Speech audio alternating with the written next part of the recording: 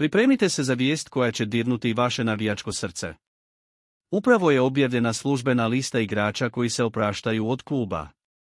Ali prije nego otkrijem sve detalje, molim vas da se obvezno pretplatite na naš kanal. Zar ne želite propustiti uzbuđenje koje slijedi? Osigurajte svoje mjesto kako biste bili u toku sa svim novostima koje će biti otkrivene. Dragi prijatelji, pripremite se za ono što ću sada reći.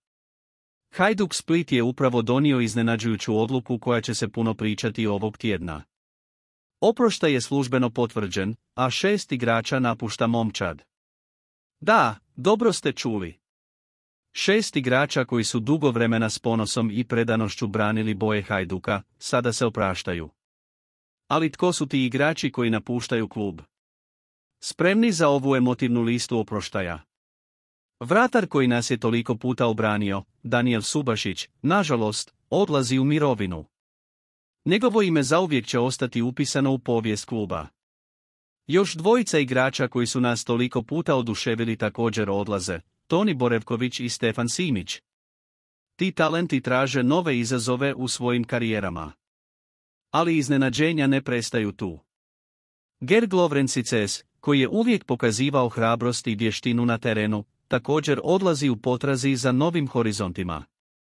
I vezni igrač Marko Fasati, s preciznim pogledom na igru i preciznim dodavanjima, također se oprašta. Njegov doprinos momčadi bio je ključan tijekom njegovog boravka u klubu. I na kraju, ali ne manje važno, tu je Agustin Anello, koji je oduševio navijače svojim golovima i genijalnim potezima. Nažalost, njegova posudba je istekla i više neće biti s nama. Pa, što mislite o ovom preokretu u Hajduku Splitu? Ostavite komentar u nastavku. Jedva čekamo čuti vaše mišljenje. Slažete li se s odlukama kluba?